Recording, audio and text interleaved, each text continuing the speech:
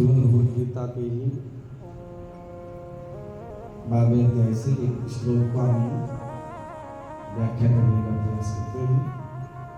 12वां अध्याय आपको पता ही है, जो हम 12वां अध्याय पढ़ रहे हैं, भक्ति योग पढ़ रहे हैं। किस प्रकार से भक्ति के माध्यम से भगवान से जुड़ा जा सकता है। तो इसी में ही अध्याय में एक सुंदर श्लोक है जिसमें कर्म बताया है, हमारी साधना से लेकर के शांति तक का सफर। अर्थात जब हम प्रारंभ करते हैं आध्यात्म की ओर, जब हम प्रारंभ करते हैं भगवत प्राप्ति की ओर, जब हम प्रारंभ करते हैं मोक्ष तक का सफर, सर्वप्रथम क्या करना चाहिए और उसके बाद उसके सोपान क्या है, उसका चरण क्या है। उसके बाद अर्जुन कहता है, पहले जब विषीदंत तो विषाद को प्राप्त हो गया अर्जुन, स्मृति को खो गया अर्जुन, क्या करना चाहिए। एक केशव मधुसूदन उसको कुछ समझ में नहीं आ रहा है। अर्जुन पहले अध्याय में कह रहा है, सेनयोर उभयोर मध्ये रथम स्थापयामि च्युतः, कि हे अर्जुन सेना के दोनों ओर जो है मेरे रथ को स्थापित कर दो।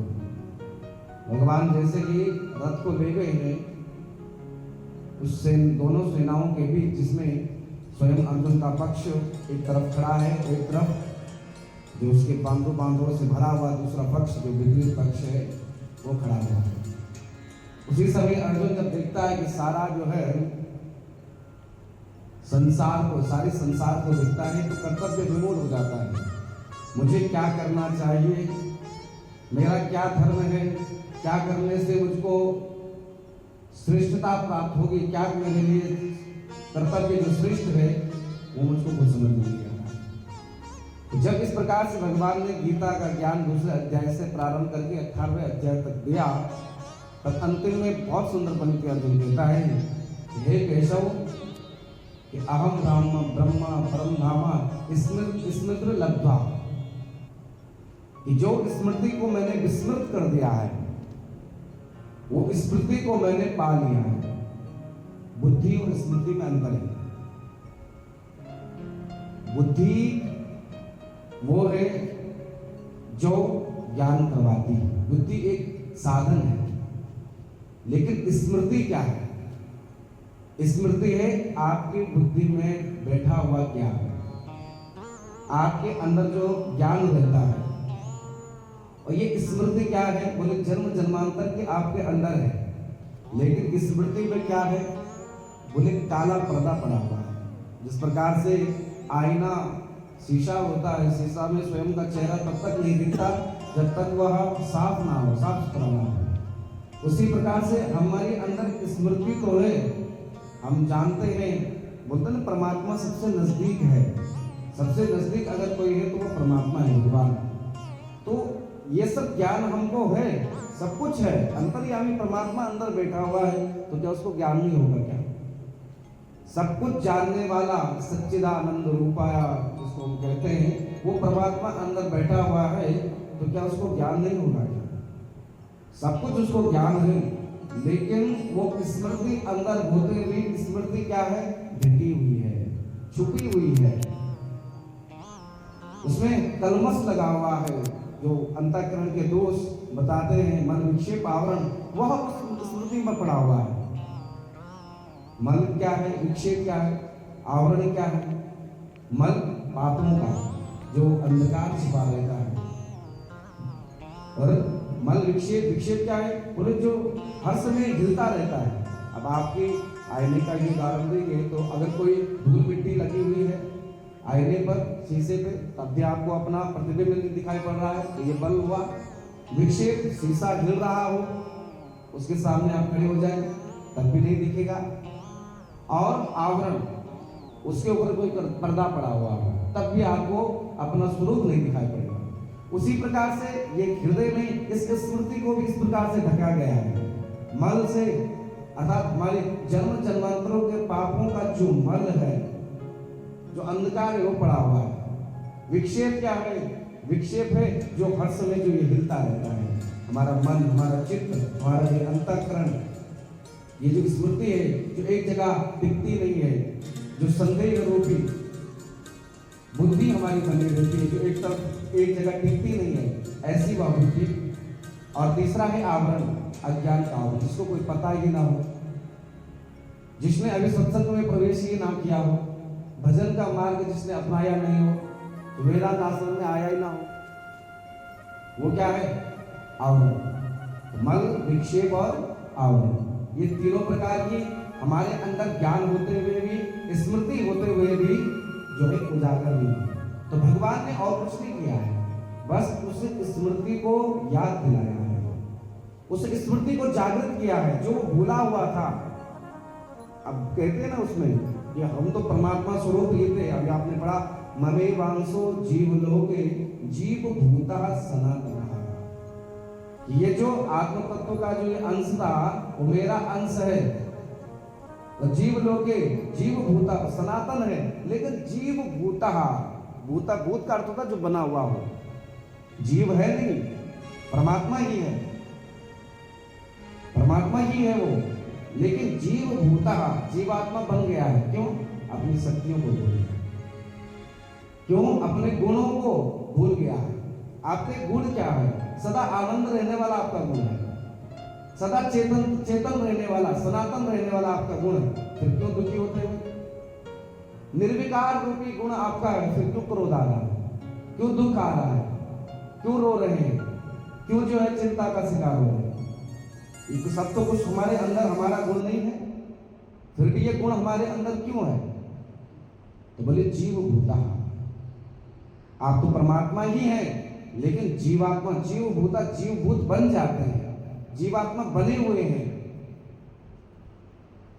तो यही जो है मल, विक्षेप, आवरण, जो स्मृति जो है हम भूल गए उसके कारण से।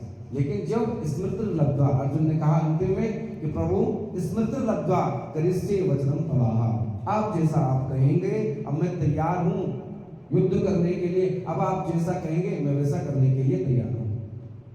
वैसे ही वो सेना अगर देखी जाए, बोले वो सेना क्या है? बोले ये संसार है, ये संसार ही वह सेना है जिसमें अपने भी है और जिसको हम बोलते हैं ना पराये भी है। अब हमने मान रखे हैं अपने परायों से भरा हुआ ये संसार है, तो कभी अपने से दुखी होते हैं, कभी पराये से दुखी हो रहे हैं। यही तो संसार में है, कभी अपना चोट दे देता है, कभी पराया चोट दे देता है। तो ये अनुकूल और प्रतिकूल परिस्थितियां, अनुकूलता भी है, प्रतिकूलता भी है। युद्ध कहीं दूसरे से नहीं है, युद्ध बोले अपने आप से। सतयुग में युद्ध हो रहा था तो बोले युद्ध होने के लिए कुछ था ही नहीं, एक ही है, तो युद्ध कभी होता ही नहीं, क्योंकि अन्य कोई दिखता ही नहीं है, कोई शत्रु है ही नहीं। तो सतयुग में युद्ध नहीं हुआ। बोले त्रेता आया, त्रेता में क्या हुए? बोले एक राम हुए और एक क्या हुआ? रावण हुआ। एक राम था अयोध्या में बैठा हुआ और एक रावण हुआ लंका में। तो एक अनुकूल भी हुआ और एक प्रतिकूल भी हुआ, दोनों हुए। एक स्थान पर राम जी हैं, एक स्थान पर रावण है, तब युद्ध हुआ। द्वापर आया तो बोले एक ही वंश में आ गए, जो दूर दूर स्थान में थे, अच्छा बुरा, अच्छाई और बुराई, वो एक ही कुल में आ गए। कैसे कुल में? बोले महाभारत जैसे युद्ध हुआ तो कब कैसे हुआ? एक ही कुल में अर्जुन भी है तो एक ही कुल में दुर्योधन भी है। उसी प्रकार से जब बोले ये द्वापर हुआ, उसके बाद जब कलयुग आया तो कलयुग में बोले कहीं अच्छाई बुराई बाहर नहीं, बोले अपने अंदर ये हमारे अंदर क्या है? बुराइयां हैं, बस इन बुराइयों से ही लड़ना है। सतयुग में कोई नहीं था, त्रेता में रावण राम हुए, द्वापर में एक ही वंश में आ गए और कलयुग में तो बिल्कुल इतना करीब आ गए अच्छाई बुराई कि आपके हृदय में आकर बैठ गई, षड रिपु आपके अंदर ही बैठ गई। तो युद्ध किसी बाहर वाले से नहीं करना है, युद्ध करना है अपने अंदर से। अपने अंदर जो द्वंद्व चलता है, इसलिए तो गीता में कहते हैं कि द्वंद्व को निकालिए, सुख दुखी सुमित कृपा लाभा लाभो जया जयो। ये जितना भी द्वंद्व है, इस द्वंद्व को द्वंद्व मुक्ता सुख दुख संगीर गच्छन्ते मूढ़ा पदमप्रियम तत्।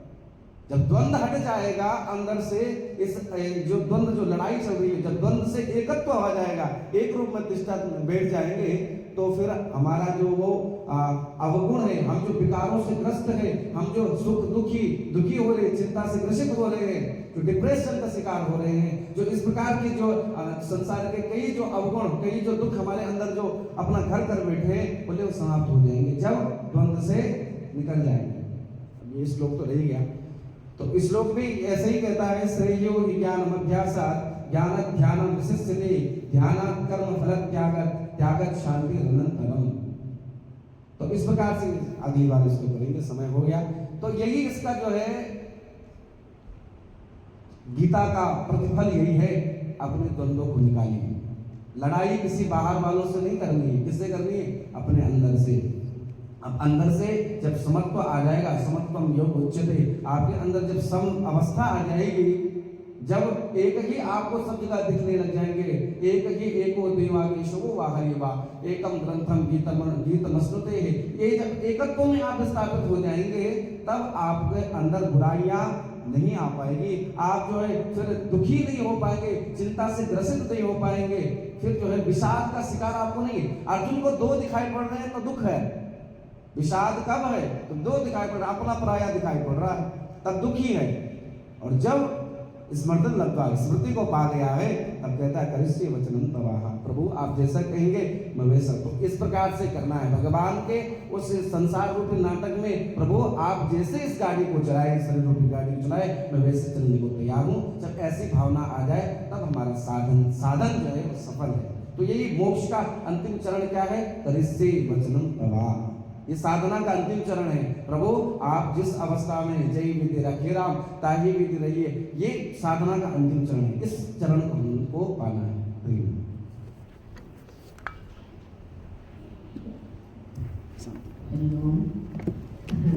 इतना अच्छा प्रवचन सुन के फिर सिखाने की बात मैं कर रही हूँ। कल